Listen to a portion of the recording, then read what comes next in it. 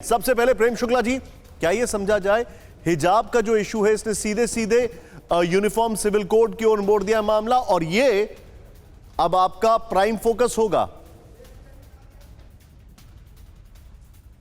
देखिए, हिजाब का मामला और यूनिफॉर्म सिविल कोड दो अलग अलग मामले हैं।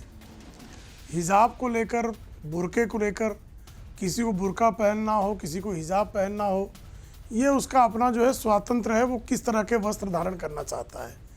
लेकिन जब आप किसी विद्यालय में जाएंगे तो वहाँ उसके गणवेश का पालन करना होगा। आप अदालत में जाएं तो वकील और वहाँ पैरवी करना चाहें, किसी की वकालत करना चाहें तो वकील का आपको जो है गणवेश पहनना होगा। अब कोई कहे कि मेरी धार्मिक आज़ादी है, मैं पठानी सूट पहनकर जो है वो किसी अदालत में वकालत करूँगा, तो क्या कोई भी अदालत इसके लिए उनको अनुमति देगी?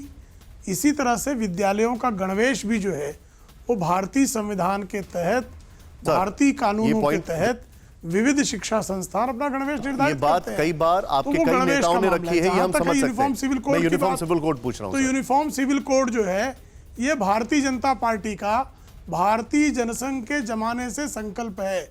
जैसे अनुच्छेद 370 नहीं, लेकिन क्या ये बात मैं समझना चाहूंगा, क्या ये बात है कि अगर हर कोई अपनी अपनी बात कर रहा है, हर कोई अपनी अपनी तर्क रख रहा है और जिस तरीके से हिजाब विवाद तेजी से आगे बढ़ा है, अभी आपके उत्तराखंड के जो सीएम है उन्होंने कह दिया कि हम इस पे बड़ा तेजी से काम करेंगे सरकार बनाने के बाद, क्या अब आपके फोकस में यूनिफॉर्म सिविल कोड है नेक्स्ट एजेंडा और उसके पीछे प्रेरणा ये सारी चीजें जो सामने दिखाई दे रही हैं? देखिए निशांत जी, हमने अनुच्छेद 370 जो हमारा संकल्प था पूरा किया। हम राम मंदिर का हमारा संकल्प पूरा हो रहा है। तो जो भारतीय जनता पार्टी के 3 महत्वपूर्ण संकल्प थे उसमें से 2 की संपूर्ति हो चुकी है। एक संकल्प हमारा शेष है, तो हमारा संकल्प है, हम उस संकल्प को पूरा करेंगे। अब उसमें कब समय होगा, कितनी तीव्रता होगी, ये आने वाला समय बताएगा। ठीक है सर, एक काउंटर रिएक्शन लेना चाहूंगा मैं। उत्तराखंड के आदरणीय मुख्यमंत्री जी ने स्पष्ट किया है कि हम जो हैं जैसे ही चुनाव खत्म होगा इस बारे में हम एक विशेष समिति बनाएंगे। ओके प्रेम सर, मैंने आपकी बात सुनी, मैं आपको काटना नहीं चाह रहा था बीच में, लेकिन थोड़ा तेजी से आगे बढ़ रहा हूं क्योंकि एक और बड़ी खबर आ रही है। उससे पहले हुसैन दलवाई साहब मेरे साथ हैं। सर, आपका रिएक्शन?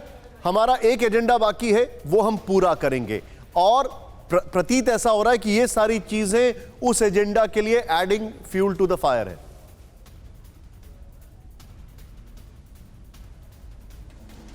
क्या है, बीजेपी के पास एजेंडे खाली यही हैं, लोगों को नौकरी देना, गरीबी हटाना, शिक्षा देना, ये हेल्थ की व्यवस्था करना, लोगों को घर देना, ये कोई उनका एजेंडा ही नहीं। एजेंडा खाली में पैदा करना, इतना ही एजेंडा है। सर, मैं आपसे सीधे सवाल पूछ रहा हूं। एजेंडा पे वो लोग काम करते हैं। चलिए, ये आपने कह दिया, ये आपने काउंटर दे दिया। सर, मैं आपको बीच में रोकने के लिए माफी चाहूंगा, लेकिन बड़े अदब से, क्या इस देश को यूनिफॉर्म सिविल कोड की जरूरत है, हाँ या ना?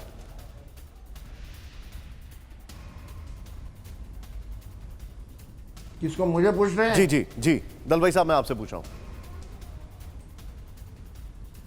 ना यूनाइटेड ऐसा कॉमन सिविल कोड होगा तो ही ये देश चलेगा, और कॉमन सिविल कोड नहीं होगा तो ये देश चलेगा ना, ऐसी कोई बात है क्या? देश तो चलता है ना।